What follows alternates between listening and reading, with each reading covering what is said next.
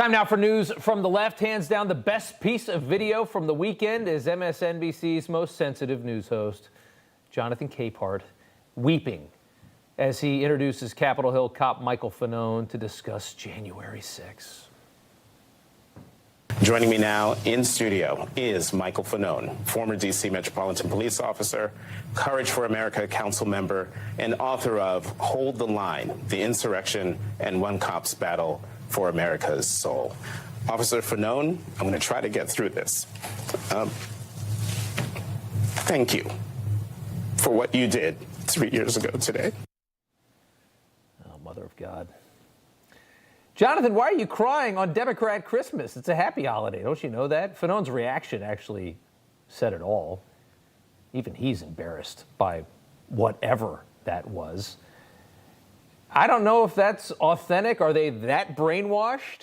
Or are they that in on the plan to use January 6th as political capital for Biden? I don't know. It might have been authentic. Later that night, Jonathan Capehart cried again when he saw a spider on the floor of his bathroom. He jumped up on the counter and immediately called police. He's recovering today at Mount Sinai Hospital. Next up, after the October 7th attack on Israel, MSNBC equated Israel's right to defend itself to the barbaric actions of Hamas. And if you recall, its primetime ratings plummeted by 33% at MS. One of the people who helped drag the network down was this little guy, Mehdi Hasan, a radical propagandist who worked for Al Jazeera at one point and told his viewers that Israel was responsible for the deadly strike on the Gaza hospital and that they're so ruthless and awful. And then we found out, oh yeah, it was a Gaza missile that hit the hospital. Mehdi suggested Israel's incursion into Gaza should be compared to Russia invading Ukraine.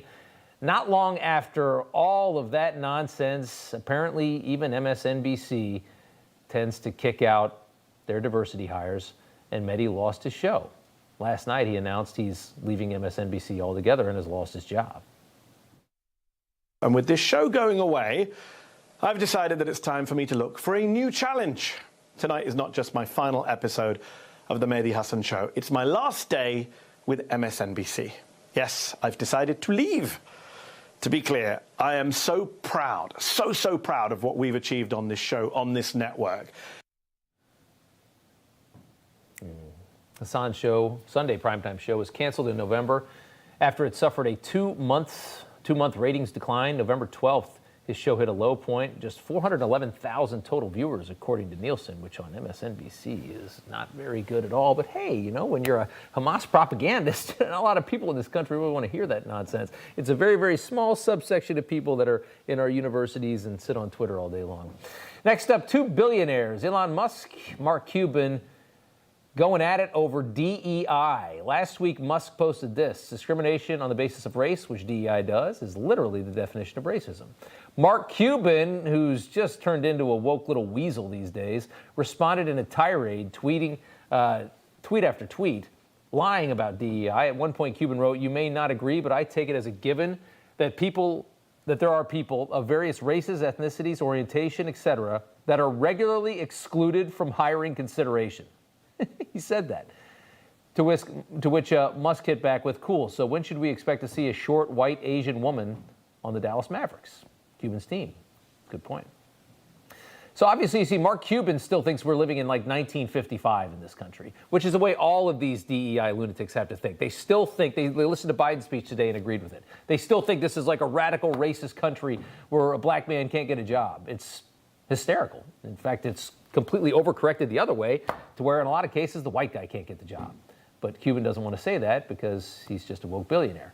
And he's refusing to admit that he's totally wrong. On Saturday, he tweeted, "Based on the feedback on X to my DEI posts, I decided to look for a high-profile organization where the person in charge of hiring was publicly against DEI and see if it was a template for hiring success. Below is a list of hires. Let me first add, I'm not trying to determine whether any man on this list was qualified or not.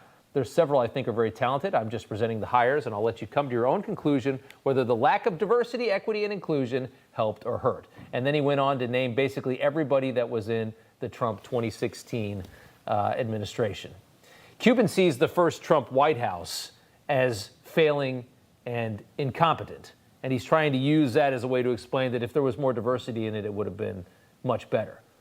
He negates to remind people what we all know at this point, which is that The entire machine was working to dismantle that White House. It was a White House that was never supposed to be there in the first place and was attacked from every possible direction like no White House ever has been before. So for Mark Cuban to say that it was because Trump didn't hire based on DEI is the reason that the Trump administration struggled so mightily in that first term is about as disingenuous of a lie as you can possibly get. But then again, like I said, it's Mark Cuban, a woke billionaire. Next up, the Golden Globes was last night. We didn't watch it either, but at one point, comedian Jim Gaffigan decided to make the room very uncomfortable by saying this. The Golden Globes. I mean, I can't even believe I'm in the entertainment industry. I can't. It's so unlikely. I'm from a small town in Indiana. I'm not a pedophile.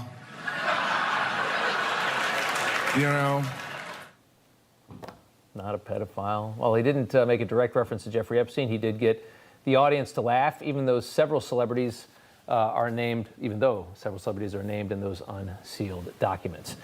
Next up, Media Research Center finding 81% of all political jokes told on major late-night comedy shows in 2023 targeted conservatives. A study found late-night comedians told a total of 9,500 political jokes, and 7,700 took aim at someone or something on the right side of the political spectrum. The shows analyzed Jimmy Kimmel, Jimmy Fallon, Stephen Colbert, The Daily Show, Seth Meyers, and James Corden. So just the entire catalog of unfunny BS that you see on television every night. In total, they mentioned Trump's name 2,400 times, Biden's name 900 times. Probably 890 of those were in a positive way, I would imagine.